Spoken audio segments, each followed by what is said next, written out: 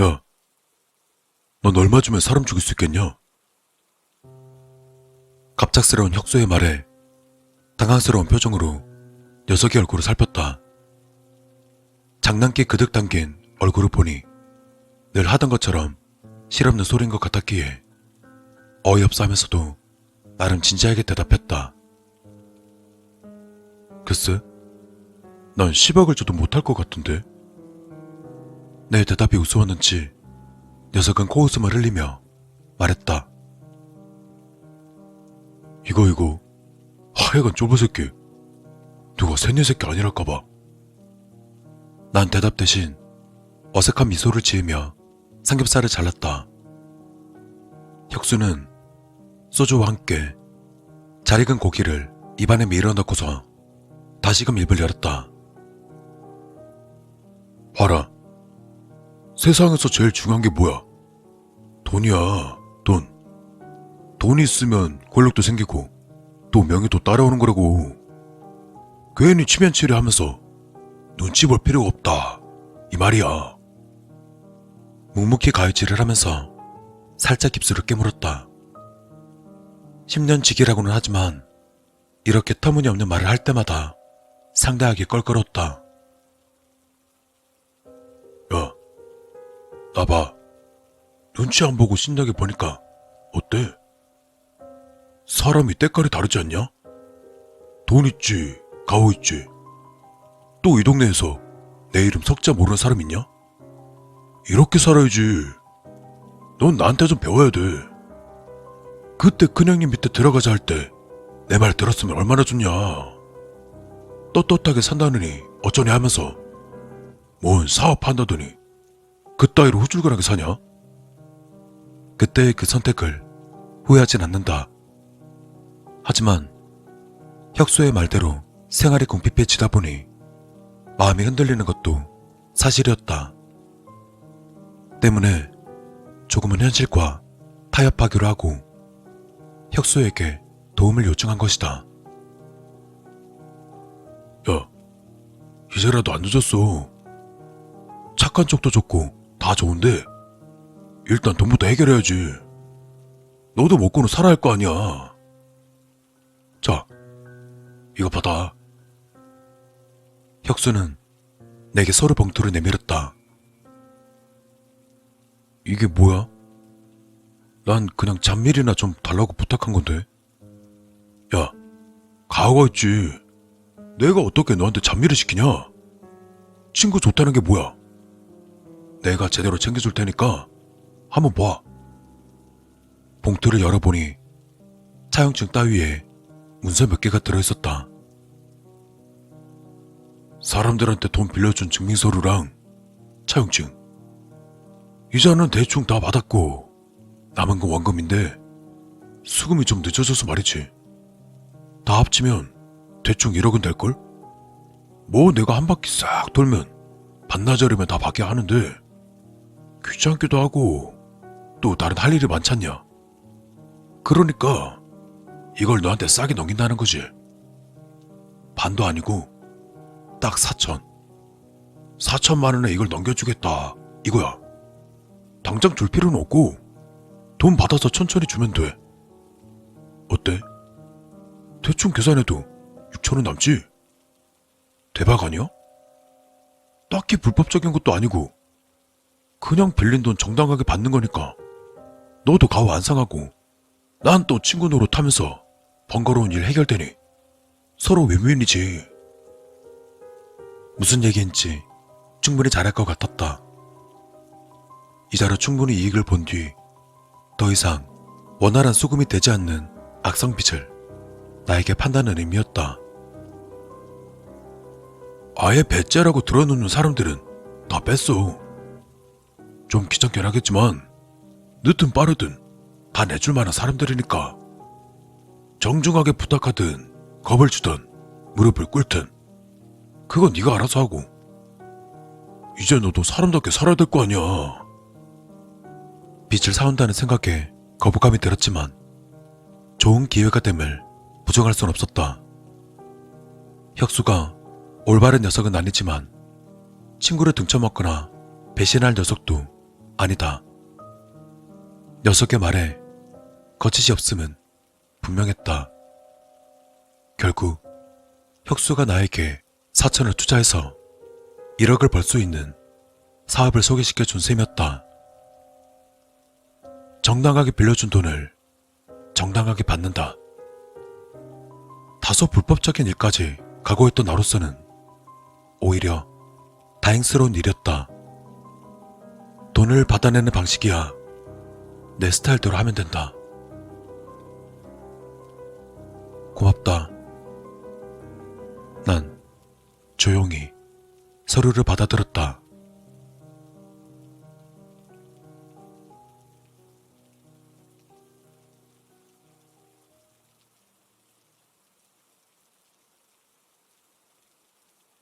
수금은 내 생각 이상으로 수월하게 진행되었다. 경우에 따라 어느 정도의 강경한 대응은 필요할 거라 예상했지만 그럴 필요조차 없었다. 그저 조용히 찾아가서 얌전히 빚 얘기를 하기만 해도 다들 굽실거리면서 돈을 내줬다. 죄송합니다. 당장은 이것뿐입니다. 시간을 조금만 더 주시면 나머지도 꼭 갚겠습니다. 그러니 제발 조금만 더 기다려주세요. 닥달하기도 전에 그리 말하니 오히려 천천히 하라고 말하고 싶을 지경이었다. 10일 만에 수금한 금액이 5천만 원.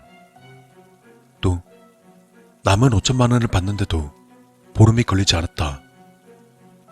혁수에게 4천만 원을 넘기고 나서도 6천만 원이라는 큰 돈이 고스란히 남은 것이다. 6천만 원. 한 달 만에 6천만 원. 내 연봉보다 많은 돈을 한 달 만에 벌었다. 당장 급한 불부터 끄자 싶어 일을 벌였지만 이쯤 되니 과거의 내가 한심해질 지경이었다. 꺼봐. 내가 뭘 했어. 나만의 친구 없다니까. 얌전 떨고 살다가 돈 맛보니까 어때? 죽이지. 돈 좀 생겼으니 차도 좀 바꾸고 옷도 좀 빼입고 해야지. 다시 만난 혁수의 말에 맞장구를 치던 난 주저하며 말했다. 그래, 맞아. 네 덕에 살았어. 근데 혹시 이런 일 또 맡겨줄 거 있을까? 그치? 그걸로는 약간 부족하지. 돈맛이란 게 그런 거야. 찔끔찔끔 찍어 먹을 땐 모르는데 큰 돈 확 들어오면 그렇게 맛있을 수가 없거든. 근데 저번 같은 꿀 거는 별로 없고 조금 귀찮은 것만 남았어. 이거라도 가져가 볼래? 대신 더 싸게 넘길게. 난 마치 기다렸다는 듯 혁수가 건네주는 서류들을 훑어보니 이 역시 대략 1억쯤은 되는 것 같았다. 틀어놓는 정도는 아닌데 세워라 내워라 하는 양반들이야. 좋은 말은 안 통할 거고 적어도 언성은 좀 높여야 될걸? 더한 짓을 해야 될지도 모르고. 그래도 괜찮으면 가져가. 내가 이건 3천에 줄게. 대신 성금으로 줘. 난 고민하지 않았다. 3천 바로 송금해 줄게.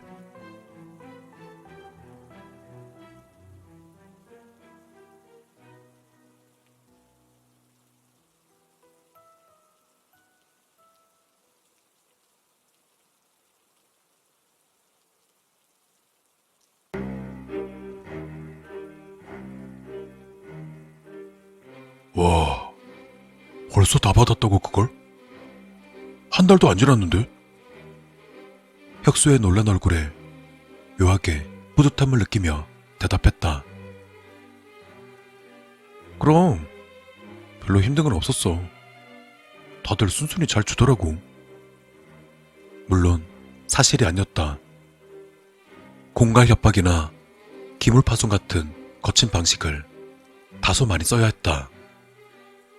물론 나름의 기준에 맞추어 절대 그 선을 넘진 않았지만 확실히 강하게 나가는 것이 돈을 받기가 수월했다. 야, 이 새끼 이거 새님인 줄 알았더니만 완전히 악랄한 놈이었네. 너 이제 좀 마음에 드는데? 그래, 그렇게 살아야지. 악자까지 벌어서 화끈하게 쓰는 게 돈인 거야. 그리고 돈이 있으면 뭐가 따라온다고? 권력이 따라온다. 너도 봤을 거 아니야. 빚 받으러 가면 다들 떨면서 굽신거리는 거. 그게 권력이고 힘이고 명예지. 뭐냐?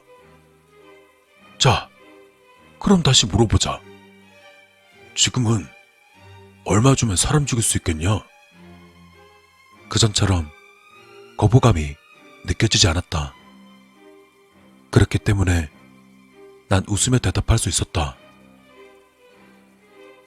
1억. 뒷수습만 해준다면. 뒷수습 안 되면 당연히 한참 더 받아야 되고. 아, 이 새끼 존나 철저하네. 재밌다는 듯 낄낄거리며 웃던 혁수를 보며 나도 따라 웃었다. 한동안 웃던 난 잠시 후 미소를 지우고는 은밀히 말했다. 혹시 뭐 그런 건수 있어? 야, 이 미친 새끼야. 농담한 거 아니야. 이거 큰일 날 새끼네. 돈맛 보던 애가 완전히 미쳤어. 사람 죽이는 게 장난인 줄 알아? 정색하는 혁수를 보며 퍼뜩 정신을 차리고는 어색하게 웃었다. 아니, 나도 농담이지. 농담이야. 다행히 혁수의 표정은 금세 풀렸지만 난 내심 아쉬움이 느껴졌다. 그래도 혁수는 조심스레 말을 이었다. 그런 일이 아예 없는 건 아니니까 나중에 일 생기면 그때 다시 얘기해. 난 깊은 마음으로 고개를 끄덕였다. 혁수는 오히려 질렸던 표정으로 날 바라볼 뿐이었다. 떳떳하게 사네. 어쩌네. 별 연병을 다 떨더니만.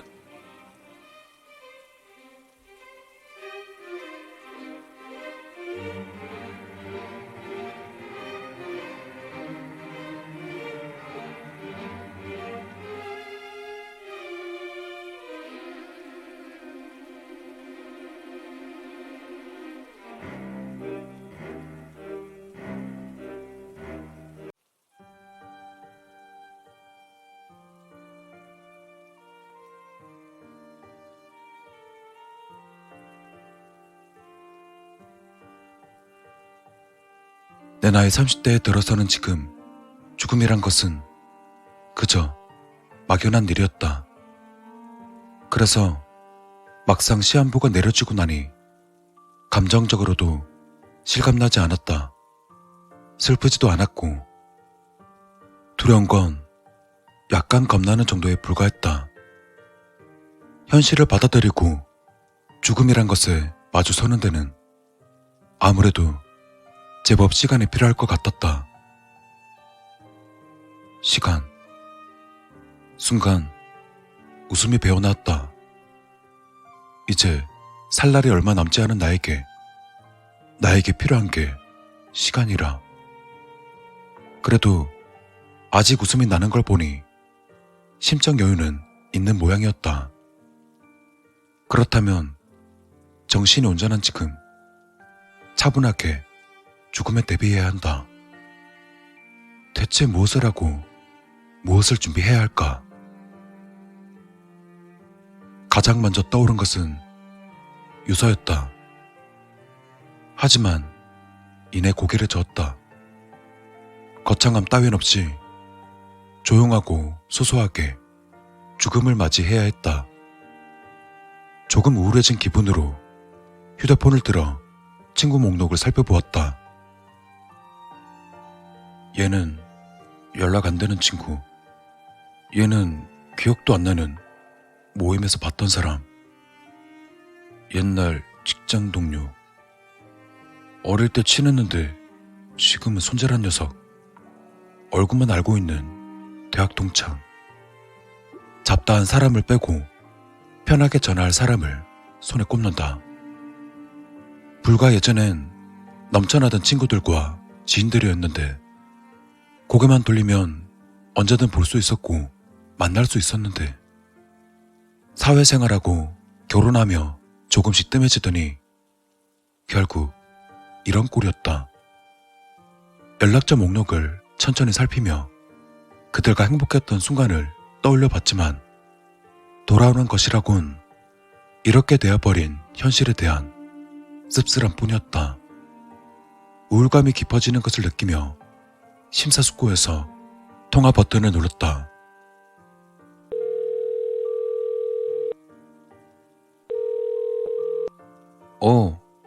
나야. 그래, 오랜만이지?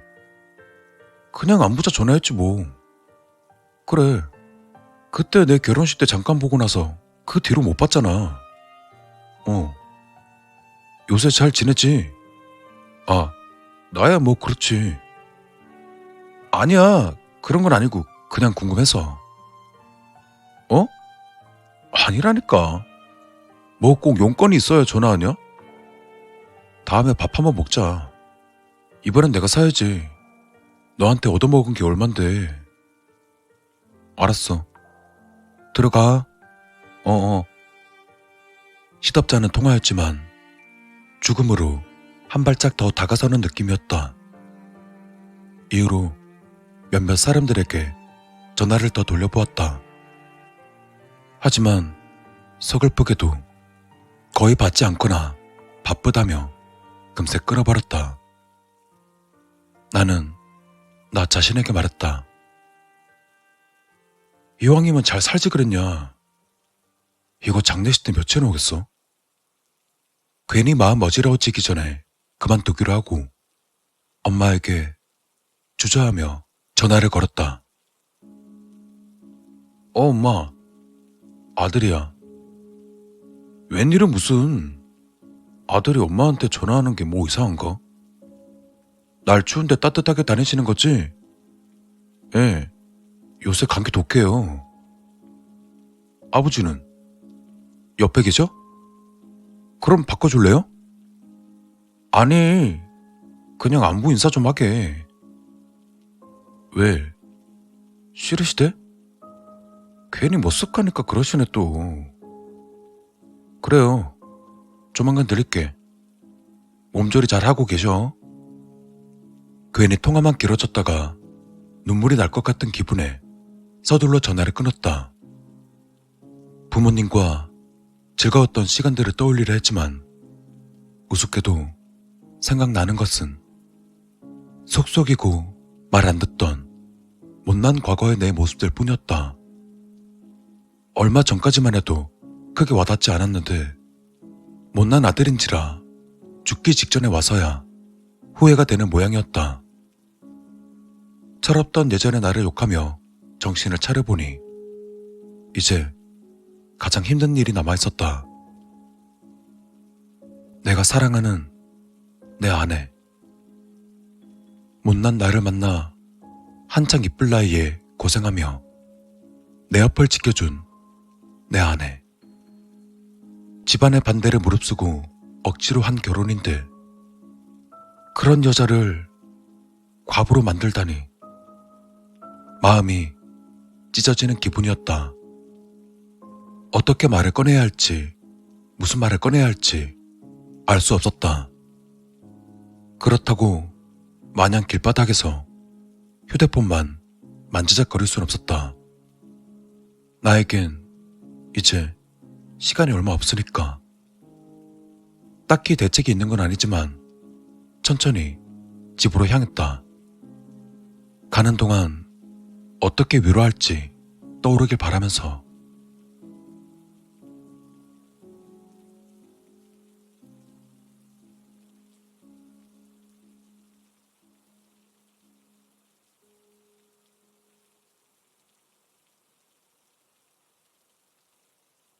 당신 왔어? 병원에서 뭐래? 아내가 설거지를 하다 말고 날 돌아보며 물었다. 화장기 없는 얼굴에 늘어난 티셔츠와 해진 추리닝. 직장 생활과 집안일을 함께하는 와이프는 오늘따라 더욱 피곤해 저른 얼굴이었다. 다시 한번 저릿한 감정이 가슴 한켠을 찌르고 지나갔지만 티를 내지 않고 아무렇지 않게 대답했다. 그냥 몸살 같은 거래. 일단 지켜보면 나아질 거야. 아내에게 한 거짓말은 이번이 처음은 아니었지만 적어도 이번만은 내가 아닌 아내를 위한 거짓말이었다. 다행이네. 그래도 약 챙겨 먹어. 요새 감기 독하다던데. 걱정 어린 그 말에 뭐라고 따뜻하게 대답해주고 싶었지만 순간 목이 메어 아무런 말도 할 수가 없었다. 설거지하는 아내의 뒷모습을 보며 시답지 않은 말을 뱉어내었다. 당신 오늘 참 너무 예쁘네. 아내는 웃음기 어린 표정으로 다시금 날 돌아보며 대답했다. 뭐야? 갑자기? 평소 같지 않게 왜 그래? 말은 그리했지만 피곤했던 와이프의 표정이 조금은 밝아져 있었다. 그냥 갑자기 옛날 생각도 나고 그래서 내가 당신 미모에 확 반했잖아. 기억나지? 우리 연애할 때 내가 당신을 얼마나 예뻐했는지. 아내 역시 그때가 떠오른 듯 옅은 미소를 지으며 대답했다. 대단했지. 진짜 바보 천지였어. 옆에 딱 붙어서 눈을 떼질 않았으니까.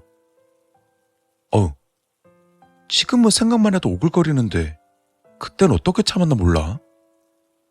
그때 당신은 진짜 나한테 목숨 걸었어. 아내의 말이 맞았다. 프로포즈 하는 날, 난 진심을 담아 아내에게 말했었다. 난 정말 널 위해서라면 죽을 수도 있어. 10번이고 100번이고. 어쩌면 그날이 우리 부부의 최고의 순간이었는지도 모른다. 그때의 내 각오로 생각하니 슬픔과 두려움이 조금 가시는 것 같았다. 들어가서 씻고 낮잠이라도 푹 자. 그래야 빨리 낫지.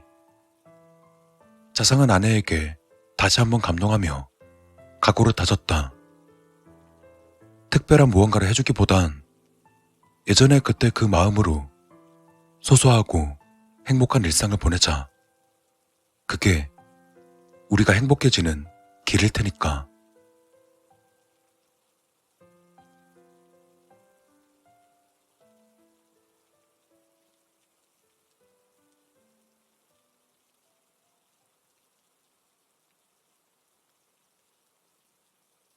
한 달이 지났다. 아무렇지 않은 척 부모님도 찾아뵈었고 아내와도 평범하고 좋은 시간을 보내고 나니 마음이 한결 가벼워진 상태였다. 이대로 평생 평화롭게 살고 싶었지만 그래도 현실을 직시해야 했다. 나 병원 좀 다녀올게. 아내는 소파에 앉아있다가 걱정스레 대답했다. 왜? 또 감기 기운 있어? 그렇게 심한 건 아니고 주사나 맞고 오려고. 같이 갈까? 아니야. 모처럼 쉬는 날이니까 푹 쉬고 있어. 금방 갔다 올게. 난 아내의 얼굴을 찬찬히 살피며 머릿속에 집어넣으려 참으로 애썼다. 그리곤 천천히 마지막이 될지도 모르는 길을 나섰다.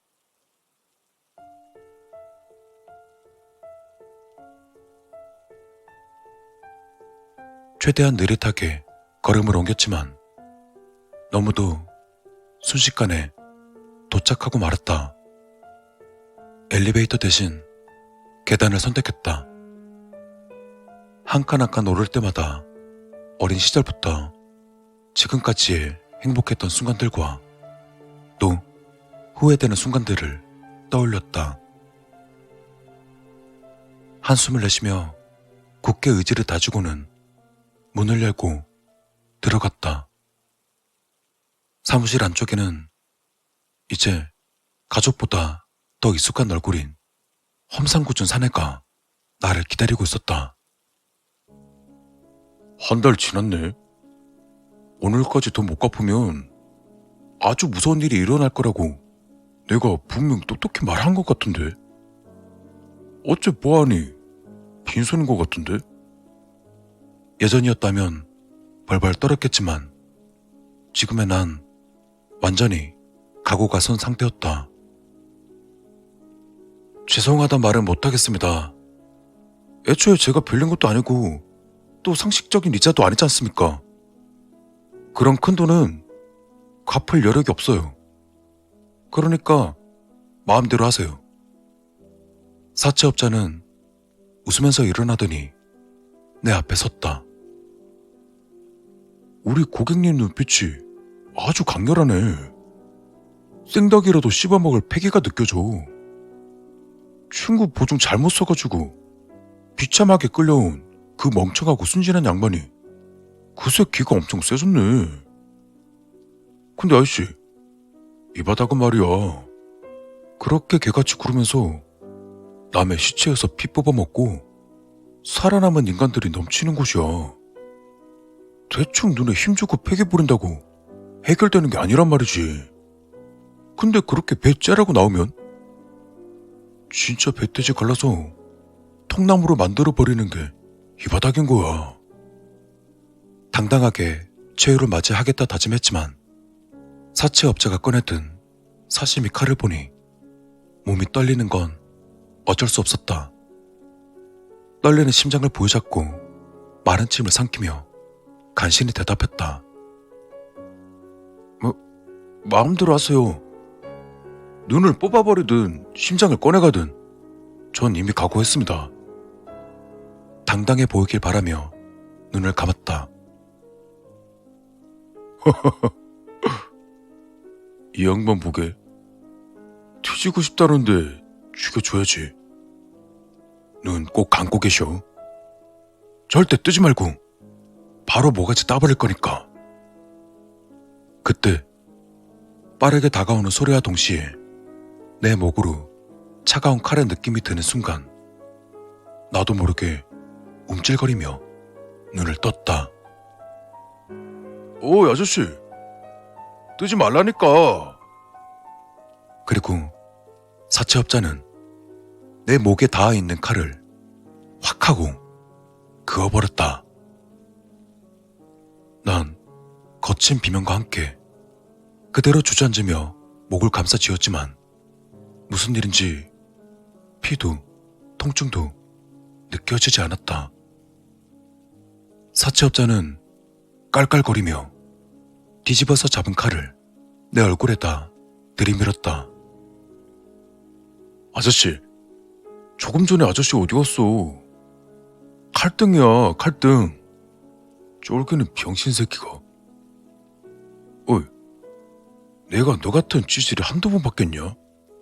어디서 센 척이야, 이 센 척은. 무엇보다 보잘것없는 네 몸뚱이 팔아봐야 우리만 손해야. 알아? 병신 같은 아저씨 몸뚱이는 가치가 없다고. 몸으로 갖고 싶으면 당신 말고 당신 와이프를 데려와야지. 젊은 여자는 그만큼 쓸모가 많으니까. 알겠어? 사채업자가 아내를 언급하자 난 분노를 참지 못하고 그에게 달려들었다. 하지만 난 바닥을 뒹구는 처지였다. 아, 진짜 구질구질하게. 자, 우리도 기다려줄 만큼 기다려줬으니까 선택해. 돈 갚든가 아저씨 아내를 데려오든가. 네가 그랬잖아. 어떻게든 갚을 테니 네 가족한테는 절대로 비밀로 해달라며. 그래서 우리가 지금껏 너희 부모한테 협박도 안 했고 너희 집 쫓아가서 뒤집어놓지도 않았잖아. 맞지? 그러니까 네가 한 말 책임져. 싸늘한 사채업자의 말에 발악하듯 소리쳤다. 그냥 날 죽여! 고문하든 팔아먹든 좋으니까 나만 죽이고 끝내. 아이씨, 아이씨, 말귀 못 알아들어? 네 목숨은 너한테나 소중하지. 우리한텐 가치가 없어요. 그러니까 내놓을 거면 가치 있는 네 와이프를 데려오라고. 네가 못 내놓겠으면 본인한테 직접 물어보면 되지. 사채업자는 전혀 개의치 않고는 휴대폰을 꺼내 들었다. 여보세요? 김성준 씨 아내분 되시죠? 다른 게 아니라 김성준 씨한테 좀 문제가 생겼는데요. 아니, 뭐 전화로 말씀드리긴 좀 그렇고 이쪽으로 좀 와주셔야겠습니다.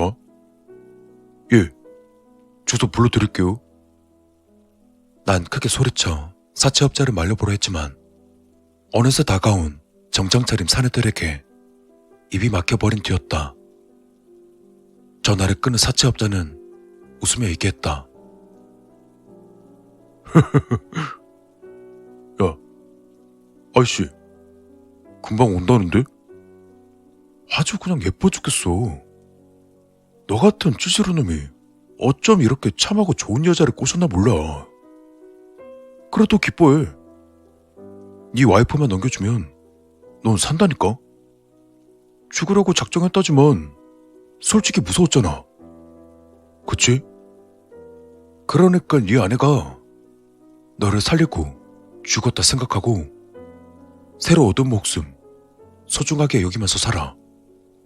그렇게만 하면 우리 다시 볼 일 없어. 경찰에 신고하면 뭐 너는 말할 것도 없고 네 가족 지인까지 모조리 찾아서 죽여버릴 테니까 괜히 피곤한 짓거리 하지 말자. 이전과는 비교도 할 수 없는 공포와 괴로움이 내 머릿속을 헤집어 놓고 있었다. 그리고 그 순간 내 머릿속으로 다시금 프로포즈했던 그날이 떠올랐다. 난 정말 널 위해서라면 죽을 수도 있어. 10번이고 100번이고. 내 말에 그녀는 눈물과 환한 미소로 내게 화답했었다. 그때 아내가 나에게 했던 말이 머릿속에서 울리며 날 괴롭히고 있었다. 나도 당신을 위해서라면 기꺼이 죽을 수 있어. 1000번이고 10,000번이고 사랑해.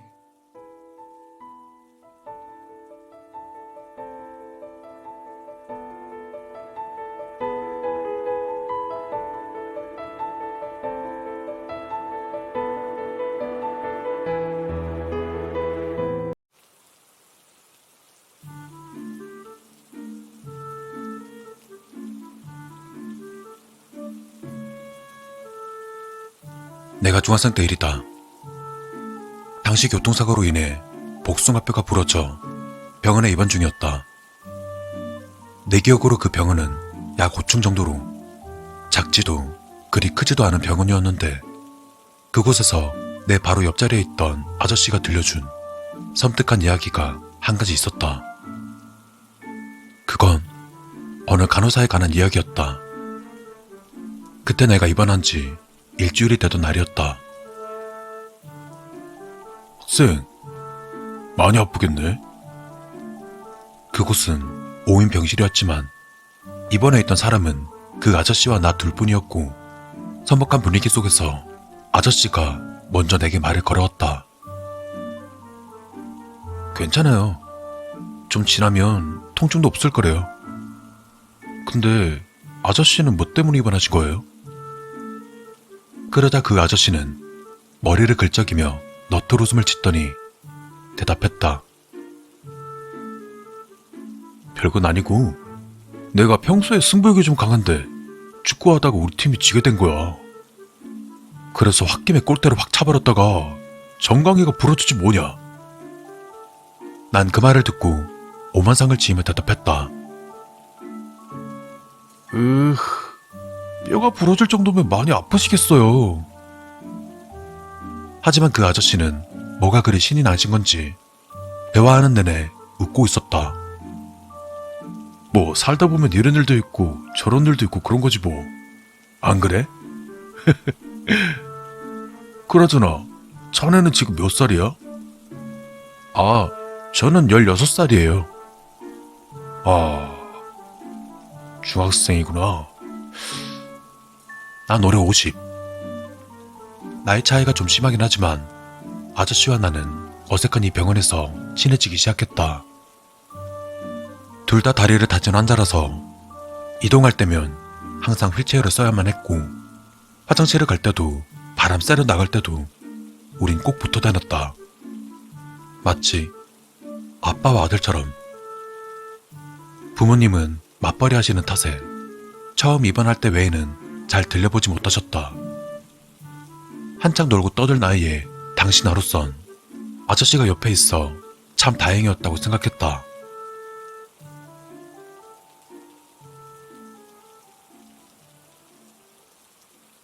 그리고 어느 날 밤이었다. 아저씨는 내게 섬뜩한 이야기를 들려주었다. 준아, 너 혹시 그 소문 들어봤나? 소문? 어떤 소문이요? 이 병원에 간호사 귀신이 있다는 거 말이야. 순간 웃음이 터져나왔다. 아저씨는 말 그대로 아저씨 나이였는데 이런 유치한 소문을 믿나 싶어서 말이다. 아, 아저씨, 그런 걸 믿어요? 난 크게 한번 호탕하게 웃고는 아저씨 표정을 살폈었다. 하지만 아저씨는 웃고 있지 않았다. 그냥 진지해 보였다. 아니, 심각해 보였다. 나도 처음에 병원이니까 당연히 귀신 그런 거 믿는 사람들한테는 놔두는 그런 얘기겠지 라고 생각했어. 근데 내가 장난기가 좀 심하거든? 그래서 장난 좀 쳐보겠답시고 간호사들한테 가서 물어봤었단 말이야. 그 간호사 귀신 얘기 알고 계시냐고. 근데 내 말을 들은 간호사들은 아무 대답도 안 하더라. 아예 쌩 까는 거 있지? 사람 면전에 대고 무시하고 그런 거 있잖아. 에이, 설마요. 바쁜데 방해되니까 그런 거 아니에요? 아니야. 분명 뭔가 있어. 아저씨는 상당히 진지한 표정을 지고 있었기 때문에 난 조금 궁금하기도 했고 대체 무슨 소문이길래 이러나 싶어 아저씨에게 물었다. 그 소문이 뭐예요? 그러자 아저씨는 창밖을 보고 있던 얼굴을 갑자기 내 쪽으로 확 돌아보며 말을 이어갔다. 밤이 되면 간호사들이 마지막 회진을 도는데 그 회진이 끝나면 혼자 병실을 돌면서 환자들 다리를 주무르고 다닌대. 에? 다리를? 왜요? 그 간호사는 어떤 이유인지 잘 모르겠는데 절단수술해서 다리를 잘라냈대. 그래서 다리 훔치려고 적당한 사람 찾아다닌다더라. 그래서 그 간호사가 병실에 들어오면 뭐 죽이기라도 한다는 거예요? 응. 무조건 죽는데. 무섭지? 뭐야. 완전 시시 아저씨. 그런 거 다 뻥이에요. 그렇게 난 대충 대답하며 침대에 걸터 앉아있던 다리를 침대 위에 올린 채 시계를 보았다. 항상 자기 전에 주사를 맞는데 여전히 그 시간이 찾아오고 있었다. 그리고 그때였을까? 옆에 있던 아저씨가 휠체어를 타려는 모습이 눈에 들어왔다. 어디 가시려고요? 응. 로비에 잠시 다녀오려고.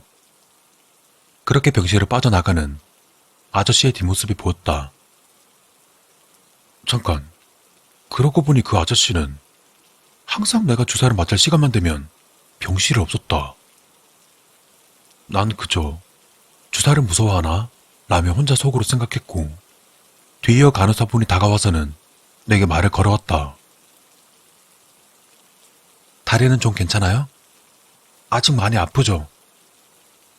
요즘은 좀 괜찮은 것 같아요. 그러자 간호사분은 다행이라는 듯 미소를 지으며 내게 물었다. 그나저나 저녁엔 여자친구랑 통화하나 봐요. 네? 저 여자친구 없는데. 머쓱한 표정으로 간호사를 쳐다보자 그분은 내 팔에 거즈를 문지르며 다시 물었다. 밤마다 굉장히 기분 좋아 보이던데 그럼 누구랑 그렇게 통화해요? 이게 무슨 소리일까 싶어 난 대답했다. 아, 통화하는 게 아니라 여기 아저씨랑 수다 떠느라 많이 시끄러웠나 보네요. 죄송해요. 앞으로는 조심할게요. 그러자 간호사는 무표정한 얼굴로 고개를 들었다. 그리곤 나를 뚫어져라 쳐다보며 말했다. 그게 무슨 소리예요? 여긴 학생 혼자밖에 없는데.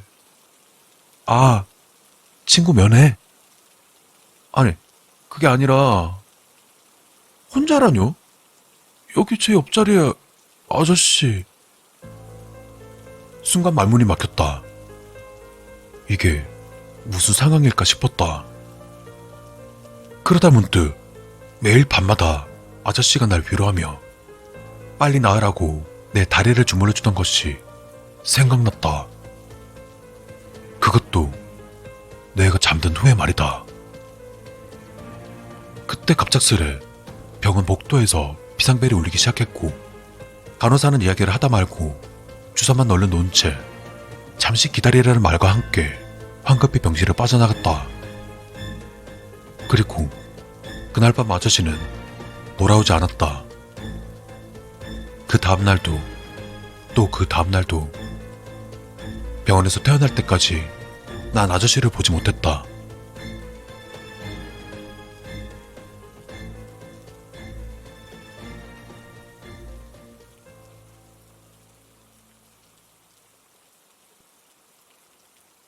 나중에 퇴원하기 직전 간호사분께선 이런 이야기를 해주셨다.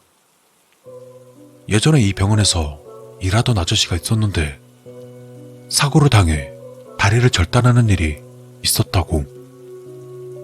그는 수술 중 과다출혈로 사망했는데 믿거나 말거나 하지만 간혹 다리를 다쳐 병원에 입원하는 사람들 중 그를 보았다는 사람들이 종종 있다고 했다.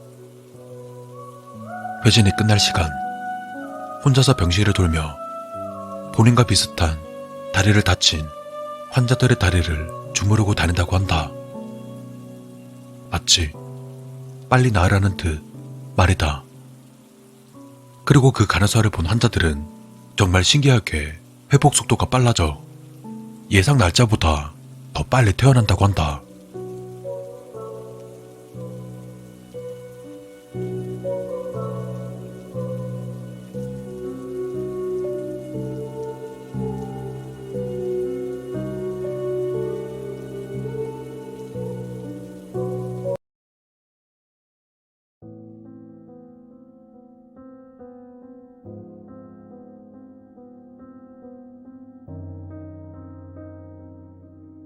오늘은 2019년 9월 15일.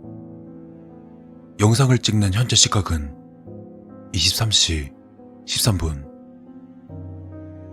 누군가 이걸 듣게 된다면 이걸 경찰서로 보내주시거나 신문사에 제보해서 널리 알려주시길 부탁드리겠습니다.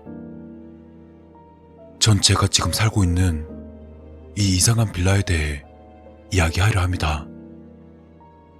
제가 형편이 좋지 않아 무턱대고 싼 집을 찾다 보니 이런 곳까지 오게 되었습니다.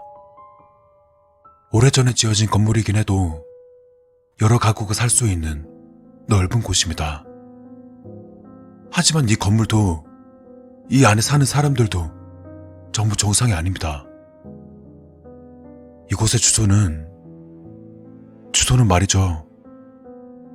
한심하게도 모르겠습니다. 미친 소리 같지만 누군가에게 이곳을 알리려 할 때마다 꼭 기억 상실증에 걸린 것처럼 주소도 이름도 아무것도 기억나지 않습니다. 이것도 분명 이 빌어먹을 집의 무서운 점 중 하나일 게 분명합니다. 지금부터 제가 이곳에서 겪었던 정신나간 이야기들을 들려드리겠습니다.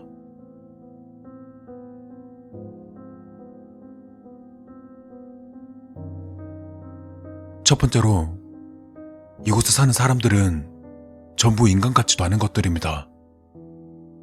제 옆집에 살고 있는 사람은 정말 끔찍한 취미를 가지고 있습니다. 자살이죠. 전 매일 아침 복도에서 목을 매달고 죽어있는 그 사람의 시체를 봅니다. 네, 매일입니다. 이해가 가십니까? 그 미친 새끼는 매일 아침 자기 집 문 앞에서 목을 매달아 죽습니다. 분명히 죽었어요. 제가 몇 번이나 직접 확인했습니다. 그런데 건물 관리자라는 인간이 시체를 치우고 나면 오후쯤 멀쩡히 살아서 돌아다닙니다. 관리자가 뒤뜰에 시체를 묻는 것까지 봤는데 아무렇지 않게 살아있는 겁니다. 그러다가 다음날 아침이면 다시 목을 매달아 죽어버리는 거죠. 그것 때문에 전 매일 아침마다 목 매단 시체를 보며 하루를 시작합니다. 도대체 뭐가 어찌된 일인지는 저도 이해가 안 갑니다만 이건 이곳에서 일어나는 끔찍한 일 중 극히 일부에 지나지 않습니다. 여기 사는 인간들 중에 제대로 된 인간들은 아무도 없으니까요. 그리고 2층에 사는 여자는 분명 사람을 잡아먹고 있습니다. 그 여자가 버리는 쓰레기에는 사람 뼈들이 섞여 있어요. 동물의 뼈는 절대 아닙니다. 누가 봐도 어린아이의 두개골이었습니다. 심지어 그 뼈들에는 아직 살점들이 붙어 있었습니다. 그것도 이빨 자국이 선명한 살점들이. 아마도 어린 애들을 잡아다가 생으로 살점들을 뜯어먹는 것 같습니다. 그리고 관리인. 이 건물 관리인은 꼭 시체처럼 생기가 없는 모습이지만 정말 무시무시한 사람입니다. 거주민들 중 누구라도 이곳을 빠져나가려 하면 전혀 주저하지 않고 머리를 부셔버립니다. 아무런 말도 하지 않고 맨손으로 으깨버리는 겁니다. 그렇게 끔찍하게 죽은 사람을 벌써 2명이나 봤습니다. 그리고 낯선 사람이 건물에 들어오려 하는 것도 그리 반가워하지 않는 것 같습니다. 잠도 자지 않고 뭘 먹지도 않고 24시간 건물 안을 돌아다니며 버려진 시체를 치우거나 아니면 직접 사람을 시체로 만들어 버립니다. 그 외에도 이상한 사람들이 많습니다만 제일 이상한 건 이 건물 자체입니다. 설명할 수 없는 무서운 일들이 수도 없이 일어납니다. 제 방만 말씀드리면 매일 밤 벽 속에서 아이의 울음소리가 들립니다.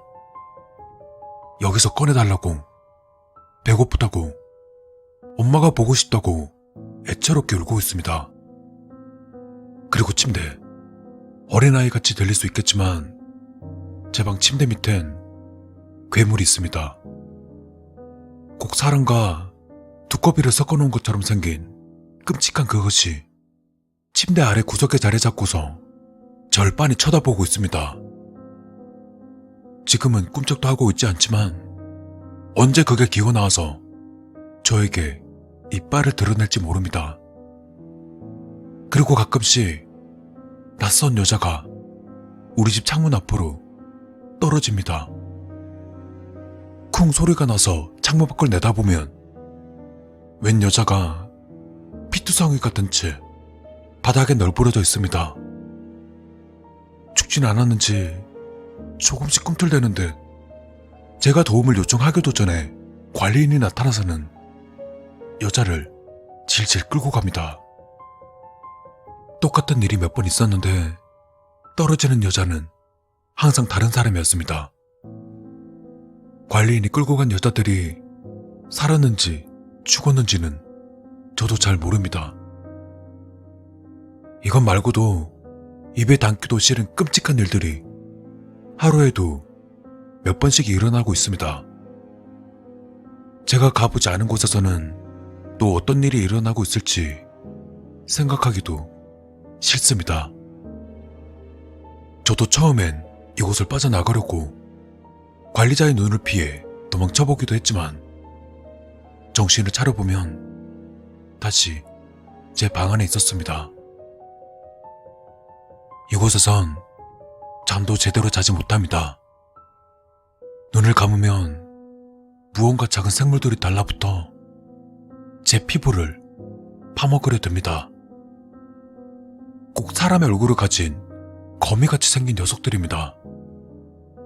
그것들 때문에 항상 주변을 경계하느라 수면 부족에 시달리고 있습니다.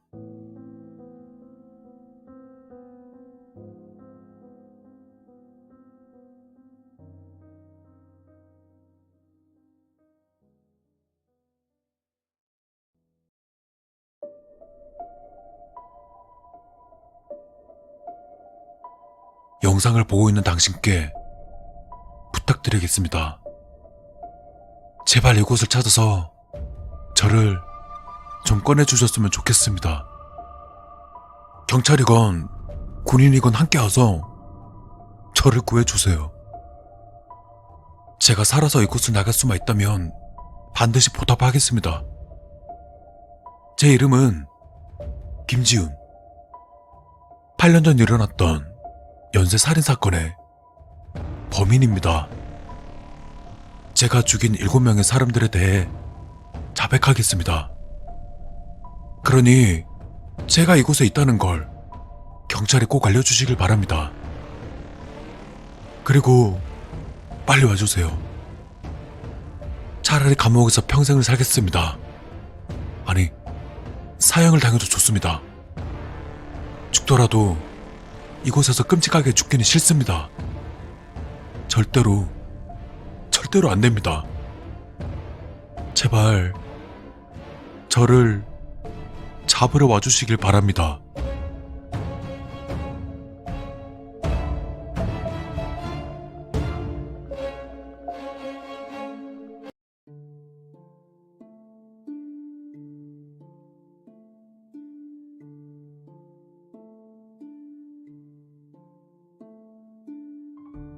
첫 번째 이야기, 러시아 연극 교수의 귀국.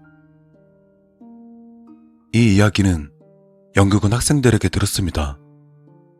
어느 날 러시아 교수가 자신의 사무실에서 글을 쓰고 있었는데 노크 소리가 들려서 들어오라고 말했답니다. 헌데 인기척은 들려왔지만 문이 열리는 소리가 나지 않더랍니다. 그래서 고개를 들어 문 쪽으로 시선을 돌렸더니 사람 형체의 검은 무엇인가 문을 뚫고 스르르 다가오더니 자신을 통과해서 뒤쪽 창문으로 스며 나갔다고 합니다. 해가 중천에 떠있는 대낮이었는데 말입니다. 두 번째 이야기, 음지못의 자살 이야기. 학교 뒤에는 예전 석관동 안기부가 생길 때 은기가 너무 세서 물을 채워놓는 곳이라 음지못이라고 불리는 작은 연못이 하나 있습니다. 크기는 지름 10m가 될까 말까 하는 작은 연못입니다만 안기부가 이전하고 저희 학교가 이사를 오게 되면서 그곳을 파냈습니다. 시체 3구와 함께 말입니다. 그리고 학교가 생기고 몇 년 뒤 학생 한 명이 실종되었습니다. 음지문 옆에 작은 정자가 있었는데 거기서 몇 가지 유류물이 발견되었고 결국 학생은 음지못 속에서 발견되었습니다. 음지못은 지름 10m라고 했지만 웬만한 큰 대중탕의 냉탕 정도의 크기밖에 안 됩니다. 발버둥만 쳐도 이동할 수 있는 거리입니다. 세 번째 이야기. 밤샘 작업에 나오는 수직 상승 귀신 이야기. 미술과 학생들에게 들은 이야기입니다. 어느 날 학생 4-5명이 과실에서 밤샘 작업으로 그림을 그리고 있었답니다. 그리고 새벽쯤 그림을 그리고 있는데 어디선가 웃음소리가 들려와서 한밤에 연습하는 연기과 학생들인가 하고는 크게 신경 쓰지 않았다고 합니다. 그런데 순간 과실이 추워지더니 어떤 남자 형체가 구석의 바닥을 뚫고 나타나서 그대로 수직 이동해 천장을 뚫고 사라지더랍니다. 모두들 놀라서 도망가고 다음날이 되어서 다른 학생들에게 물어봤더니 그곳엔 수직 상승하는 귀신들이 많다고 합니다. 과연 그들의 정체는 무엇이었을까? 네 번째 이야기. 지하 편집실 골방의 노크 소리. 지하에는 영화과의 편집실이 2평쯤 되는 크기로 골방처럼 쭉 복도를 따라 이어져 있습니다. 그곳에는 시금 전폐하고 밤샘에 편집하는 영화과 학생들이 많습니다만 편집 전공 학생들 사이에서 하나의 어떤 소문이 떠돈다고 합니다. 그 소문은 새벽 3시쯤이면 각 방마다 노크하면서 지나가는 귀신이 있다고 합니다. 다만 똑똑하고 노크하며 대꾸를 하던 문을 벌컥 열던 아무런 상관이 없다고 합니다. 단지 똑똑 노크만 하고 사라지는 거죠.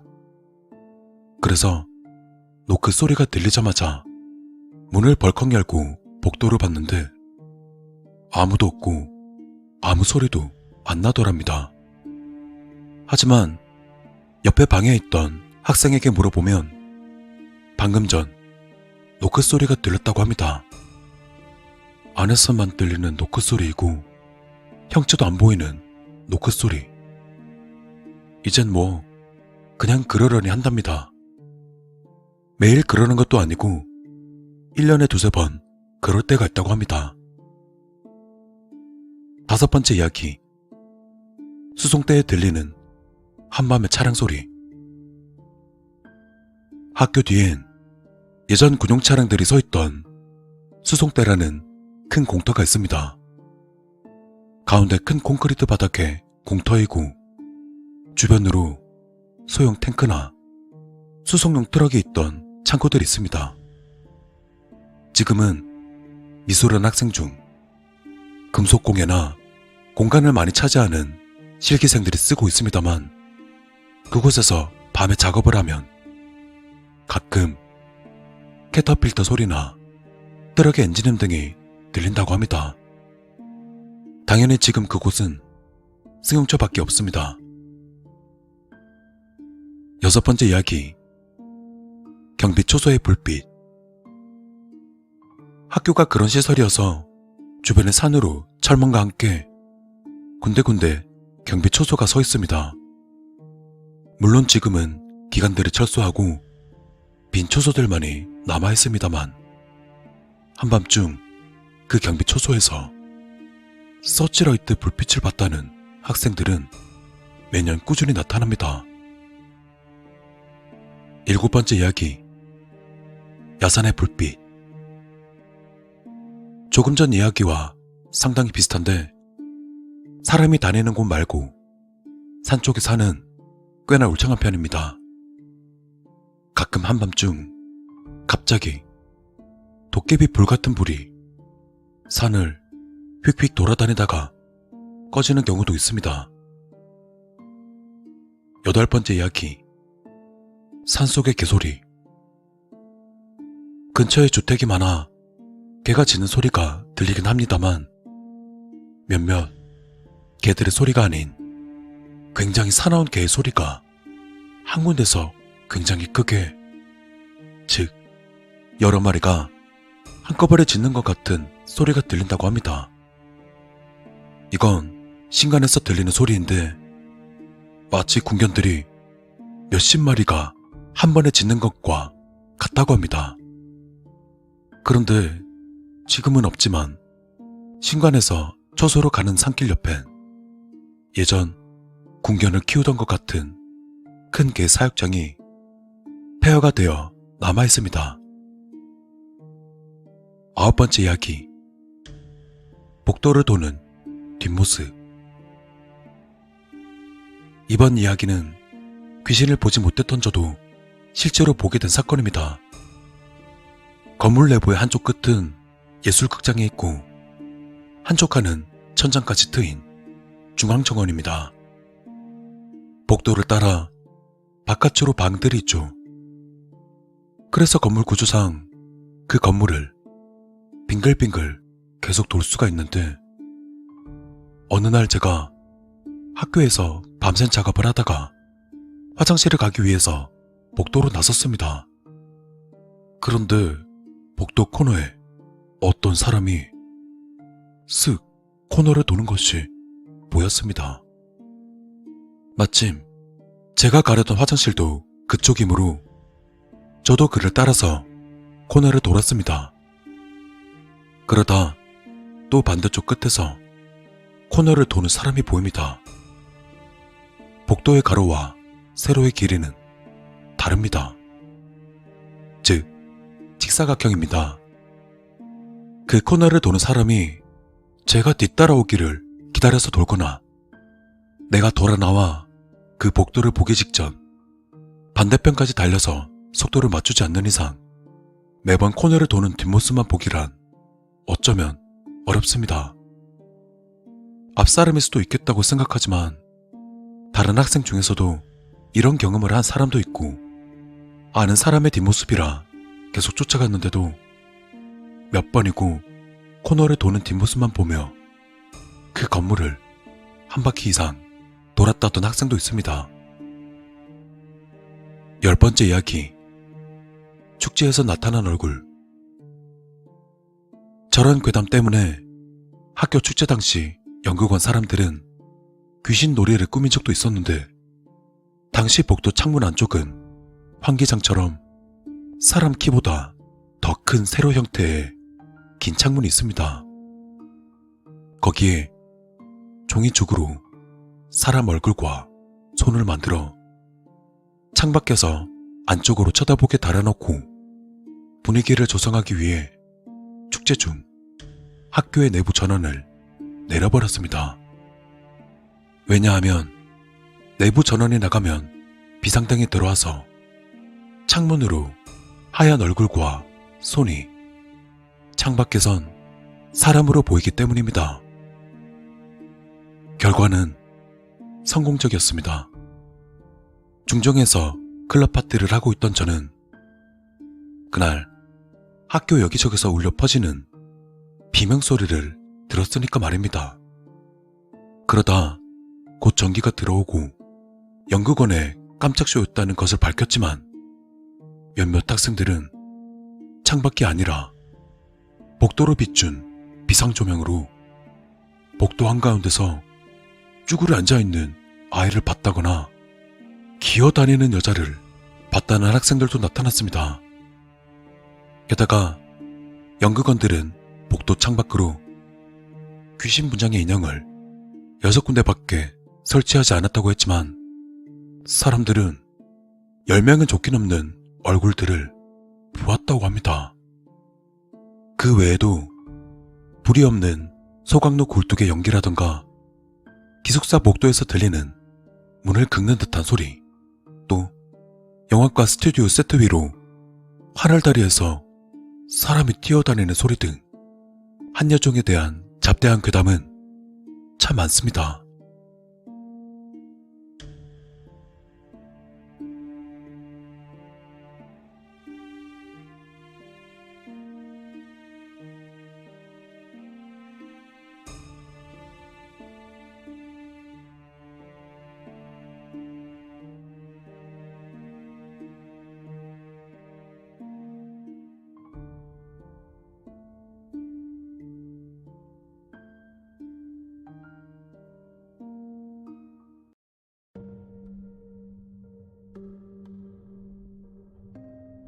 당 모가지를 비틀어도 새벽은 오는 게야. 가마 영감은 언제나 그래왔듯 그렇게 서두로 떼었다. 앞만 바랗게 봤자 해 뜨는 길은 막을 수 없지. 그니까 우리 같은 불쏘시개들은 가만히, 어이?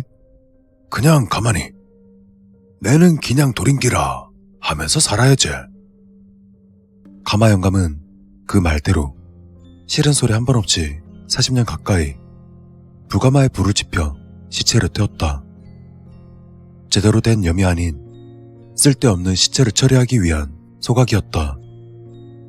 한때 중장비를 몇 대나 가지고 있던 건설업체 사장이었다는 가마 영감이 어떻게 친구에게 사기를 당했고 어떻게 사장 자리를 빼앗겼으며 어쩌다가 조폭들 뒤치다거리 하고 있는지는 이미 1년 내내 들었기 때문에 생각하는 것만으로도 지겹다. 하지만 그럼에도 혼자 불을 지피며 영감이 해준 이야기를 머릿속으로 되뇌는 것은 자신의 처지를 받아들인 가마 영감과는 달리 지금 내가 처한 이 상황을 도무지 납득할 수 없었던 것이다. 솔직히 말해 그다지 열심히 산 기억은 없었다. 그냥 적당히 놀다가 적당히 먹고 살길 바랬을 뿐.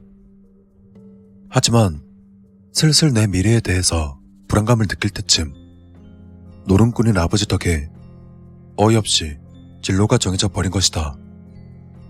날 이곳에 끌고 왔던 떡대 실장은 이렇게 말했다. 이제부터 이 가마골이 네 집이고 저 가마 영감이 네 아버지다. 영감한테 기술 잘 배워. 영감이 죽으면 너 혼자 해야 되니까. 난 그날 이후 가마 영감의 아들 부직갱이가 되었다.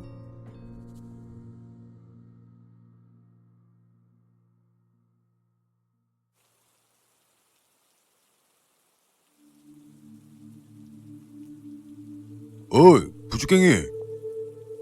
날 부르는 목소리에 다급히 몸을 돌려 울타리 문을 열었다. 부직갱이란 이름은 가마 영감이 죽고 나서도 바뀌지 않았다.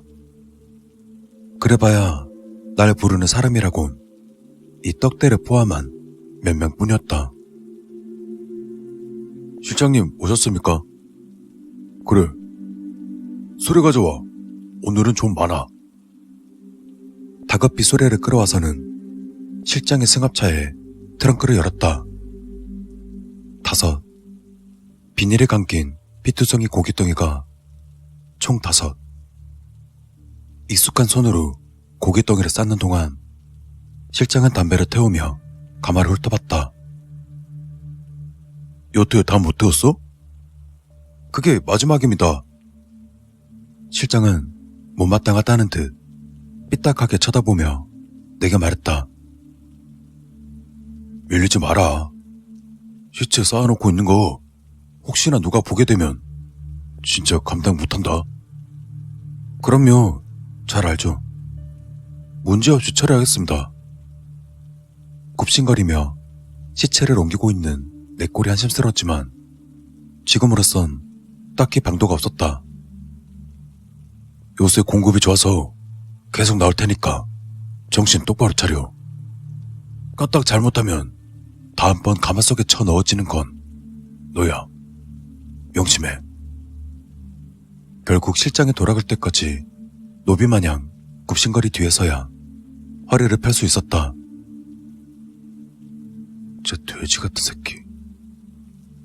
소심한 욕을 퍼부어주고는 가마를 살폈다. 꼴을 보니 슬슬 끝나가는 듯하니 일단 하나를 꺼내서 미리 작업해놓고 나머지는 냉동 창고에 넣어놓으면 될 것 같았다. 난 맨 위에 있던 시체를 꺼내 작업대로 올렸다. 칼을 들고 비닐을 벗겨내려던 나는 문득 손을 멈추고는 한숨을 쉬었다. 또다. 다시금 이 빌어먹을 상황에 대한 말 못할 혐오감이 온몸을 기어다녔다. 이런 짓을 해도 될지, 언제까지 이러고 살아야 할지, 도망칠 순 없을지 수백 번이나 해왔던 생각들을 다시금 되뇌이고는 가마현감의 말을 떠올리며 생각을 갈무리했다. 내가 바라해봐야 바뀌는 건 없다. 그저 더 나빠지기만 할 뿐. 잡생각하지 말고 그냥 받아들이자. 이게 내 운명이라고 받아들이자. 그렇게 생각하며 비닐을 벗겨내었다. 난 시체를 마주했을 때 당황할 수밖에 없었다.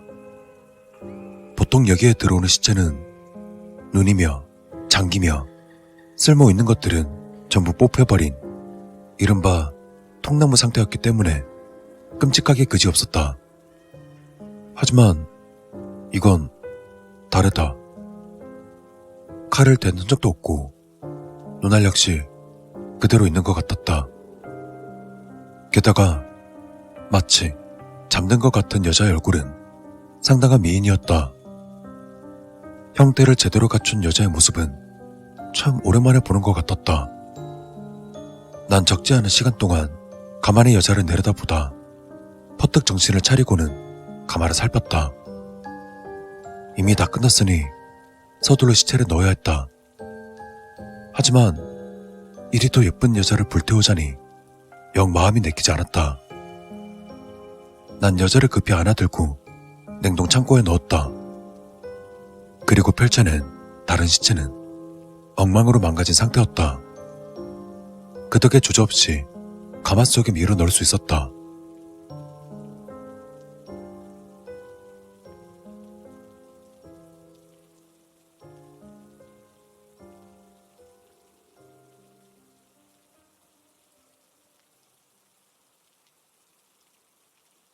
내가 여기 온 지 이제 7년밖에 안 됐거든?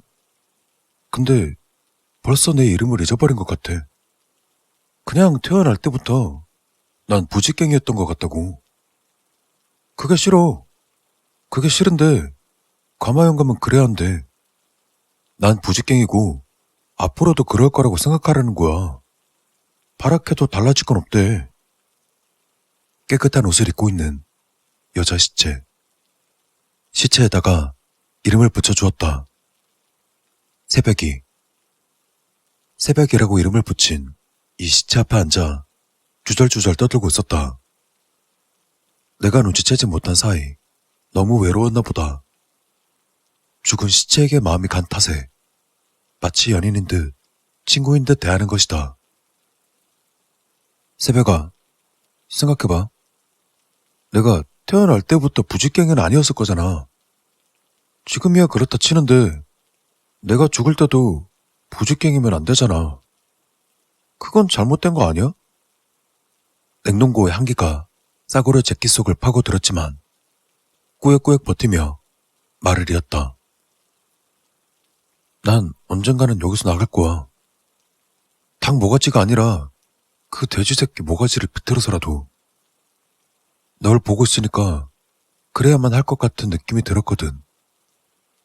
새벽아, 나 좀 응원해줘. 네가 응원해주면 나 진짜 할 수 있을 것 같은데. 새벽의 얼굴을 한참 들여다봐도 대답은 돌아오지 않았다. 하지만 새벽이가 응원을 해주는 것 같은 기운을 받았다. 그 덕에 실장이 왔을 때도 당당히 마주할 수 있었다. 시체는 다 처리했습니다. 물론 냉동 창고 안쪽엔 새벽이가 곧게 앉혀져 있었지만 내 당당한 태도를 본 실장은 크게 의심하지 않았다. 오늘은 몇 개 없으니까 빨리 옮겨. 실장이 어슬렁거리며 담배를 태우는 동안 기운차게 시체들을 옮겼다. 요새 좀 시끄러워졌어. 어디서 정보가 샌 건가? 경찰들이 여기저기 들쑤시고 다니니까 너도 조심해. 뒷좌석에 있던 음식과 생필품들을 다 내리자 실장은 그대로 떠나갔다. 조심은 무슨, 천벌받을 새끼들. 차라리 경찰이 건달 새끼들을 전부 쓸어버렸으면 좋겠다는 그런 생각이 들었다. 그럼 저 돼지 새끼가 여길 다 정리하라고 하겠지. 그때 난 주저없이 저 돼지 같은 녀석의 모가지를 비틀어서 그대로 가마 안에 다 쳐넣을 것이다. 그리고 난 여기 없었던 것처럼 이곳을 떠나 부지깽이란 이름을 버리고 새 삶을 찾는 거다. 생각만으로 기분이 좋아 콧노래를 흥얼거리며 짐을 정리하다 문득 가만히 멈추고는 냉동고를 바라보았다. 그럼 새벽에는? 아무리 그래도 새벽에를 데려가는 건 무리다.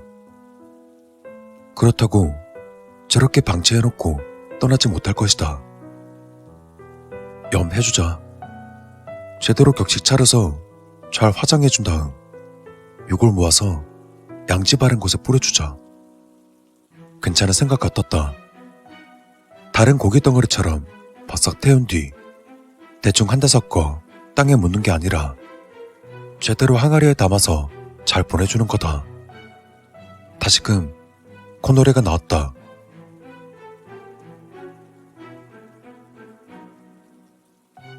난 바다가 좋아. 바닷가 쪽으로 방 하나 얻으려고. 뱃일은 내 성향이 안 맞고 물건 떼서 시장에 날라주는 일이 괜찮을 것 같은데. 생선이든 짐짝이든 수레에다 식국 날라서 돈 받는 거지. 그러다가 돈 좀 모이면 오토바이 한 대 사고. 어때? 괜찮지 않아? 새벽에 얼굴에 낀 성애를 깨끗한 수건으로 털어내며 말했다. 다행히도 아직까지 새벽에는 생전 모습 그대로였다. 그렇게 살다가 젊은 아가씨랑 눈이 맞을지도 몰라. 그래, 딱 새벽에 널 닮은 예쁘장한 여자. 같이 시장 구경도 하고 같이 걷고 바닷바람도 쐬고. 그리고 결혼하게 되면 해안 쪽에 작은 가게를 하나 내는 거야. 가게 이름도 생각해놨어. 새벽에 오는 집. 네 이름을 땄어. 어때? 꿈과 같은 이야기였다. 그럼에도 이 망상은 날 움직이는 힘이 되어주었다. 이 모든 것들이 새벽의 덕분이었다. 내 외로움을 달래주고 말 상대가 되어주는 새벽이. 시체를 태우고 쓸쓸히 가마를 지키는 일이지만 혼자가 아닌 것 같은 느낌에 많은 위로를 받았다. 하지만 이 내적 평화마저 그리 오래가지 않았다. 야, 이 새끼야, 너 뭐해? 갑자기 창고 문이 열리며 실장이 들이닥쳤다. 오늘은 차 오는 날이 아니었을 텐데. 실장님? 너 뭐하냐고 묻잖아, 이 새끼야. 그 시체는 또 뭐야? 난 어버버거리며 대답했다. 그게 아직 못 태워서 이제 하려고요. 실장은 새벽에를 훑어보고는 코웃음을 쳤다. 저렇게 옷까지 입혀놓고 이제 태우려 했다고? 가마는 다 꺼져 있는데? 난 대답하지 못했다. 나와. 얌전히 밖으로 나가자 곧바로 실장의 발길질이 이어졌다. 야, 이 또라이 새끼야. 내가 시체 잘 처리하라고 했어, 안 했어? 시체랑 뭐하냐? 어? 같이 불어놓고 태워줘? 새벽에와 말하면서 몇 번이고 상상했던 모습은 보여줄 수 없었다. 실장의 주먹을 피해서 가볍게 그의 목을 움켜잡는 내 모습 따윈 현실에 존재하지 않았다. 그저 겁에 질려 웅크린 채 밟히는 부지깽이만 했을 뿐. 잊고 있던 공포감이 피어오르자 비참함보다는 후회가 몰렸다. 죄송합니다. 제가 잘못했습니다. 한참이나 용서를 빌고 나서야 발길질이 멎었다. 너 지금 당장 저 시체 끌고 와. 내가 보는 앞에서 불구덩이에 쳐넣으라고. 아파할 새도 없이 냉동고로 뛰어들어가 딱딱하게 굳은 새베개를 꺼냈다. 새베개는 앉은 자세 그대로 얼어있다. 이대로는 가마에 들어가지 않을 게 분명했다. 뭐해? 안 들어가면 망치로 때려 부셔서라도 쳐넣으라고. 네 대가리 먼저 깨줘. 화들짝 놀라며 망치와 톱을 가져왔다. 새벽에 굽혀진 다리에다 톱을 가져다 대었다. 그리고 그 순간 내 망상 속에서 바닷바람을 맞으며 내게 미소 짓는 새벽에를 닮은 여자. 아니, 새벽의 얼굴이 생각났다. 야, 빨리 안 해? 그래, 오늘 성장 하나 치르자 이 개새끼야. 내게 다가오는 실장의 발소리가 들린다. 그리고 그 순간 옆에 있던 망치를 크게 휘둘렀다. 퍽 하는 소리와 함께 실장의 고개가 팩하고 꺾여 들어갔다. 손에서 느껴지는 짜릿하면서 이 묵직한 느낌은 이 돼지 녀석은 두 발로 일어나지 못할 것임을 이야기해 주었다. 이렇게 쉬운 것이었다니. 그동안 날 괴롭히고 가둬둔 이 돼지의 결말이 고작 저것이다. 이렇게 쉽다는 걸 진작 알았으면 참 좋았을 텐데. 하지만 기쁨도 잠시 마음이 급해졌다. 맞다. 새벽이. 마음 같아선 얼어버린 새벽이를 녹여 정성스레 장례를 치른 뒤 정성스레 화장해서 요거를 수거하고 싶었지만 일이 이렇게 된 이상 시간이 그리 많지 않을 것이다. 그렇다고 새벽을 두고서 떠날 수 없었다. 실장 차 뒷좌석에 새벽이를 고이 앉혀놓고 안전띠를 채웠다.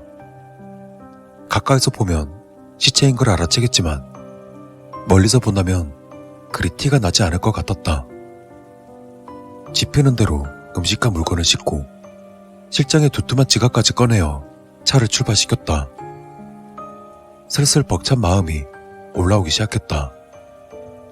꽁꽁 언 새벽에는 며칠은 버텨줄 것이었다.